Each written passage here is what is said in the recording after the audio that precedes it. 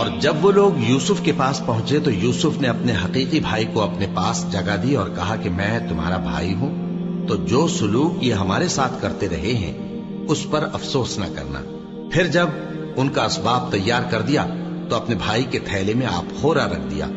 پھر جب وہ آبادی سے باہر نکل گئے تو ایک پکارنے والے نے آواز دی کہ قافلے والو، تم تو چور ہو۔ وہ ان کی طرف متوجہ ہو کر کہنے لگے کہ تمہاری کیا چیز کھوئی گئی ہے؟ وہ بولے کہ بادشاہ کا کٹورا کھویا گیا ہے، اور جو شخص اس کو لے کے آئے اس کے لیے ایک بار شتر انعام، اور میں اس کا ضامن ہوں۔ وہ کہنے لگے کہ اللہ کی قسم، تم کو معلوم ہے کہ ہم اس ملک میں اس لیے نہیں آئے کہ خرابی کریں، اور نہ ہم چوری کیا کرتے ہیں۔ وہ بولے کہ اگر تم جھوٹے نکلے یعنی چوری ثابت ہوئی تو اس کی سزا کیا؟ انہوں نے کہا کہ اس کی سزا یہ کہ جس کے تھیلے میں وہ دستیاب ہو وہی اس کا بدل قرار دیا جائے۔ ہم ظالموں کو یہی سزا دیا کرتی ہیں۔ پھر یوسف نے اپنے بھائی کے تھیلے سے پہلے ان کے تھیلوں کو دیکھنا شروع کیا، پھر اپنے بھائی کے تھیلے میں سے اس کو نکال لیا۔ اس طرح ہم نے یوسف کے لیے تدبیر کی، ورنہ بادشاہ کے قانون کے مطابق وہ اپنے بھائی کو لے نہیں سکتے تھے، مگر یہ کہ اللہ چاہے۔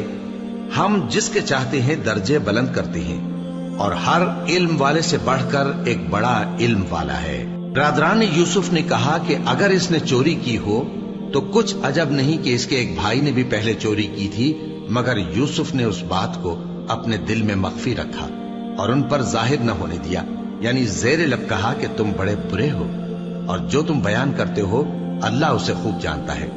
وہ کہنے لگے کہ اے عزیز، اس کے والد بہت بوڑھے ہیں اور اس سے بہت محبت رکھتے ہیں، تو اس کو چھوڑ دیجئے اور اس کی جگہ ہم میں سے کسی کو رکھ لیجئے، ہم دیکھتے ہیں کہ آپ احسان کرنے والے ہیں۔ یوسف نے کہا کہ اللہ پناہ میں رکھے کہ جس شخص کے پاس ہم نے اپنی چیز پائی ہے اس کے سوا کسی اور کو پکڑ لیں، ایسا کریں تو ہم بڑے بے انصاف ہیں۔ آخر جب وہ اس سے نا امید ہو گئے تو الگ ہو کر صلاح کرنے لگے۔ سب سے بڑے نے کہا، کیا تم نہیں جانتے کہ تمہارے والد نے تم سے اللہ کا عہد لیا ہے، اور اس سے پہلے بھی تم یوسف کے بارے میں قصور کر چکے ہو؟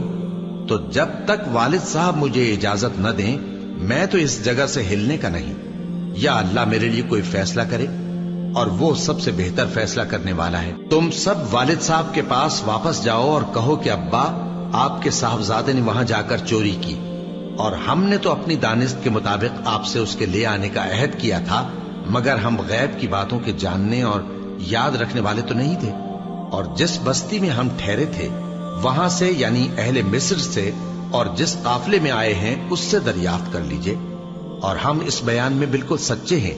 جب انہوں نے یہ بات یعقوب سے آ کر کہی تو انہوں نے کہا کہ حقیقت یوں نہیں ہے، بلکہ یہ بات تم نے اپنے دل سے بنا لی ہے، تو صبر ہی بہتر ہے۔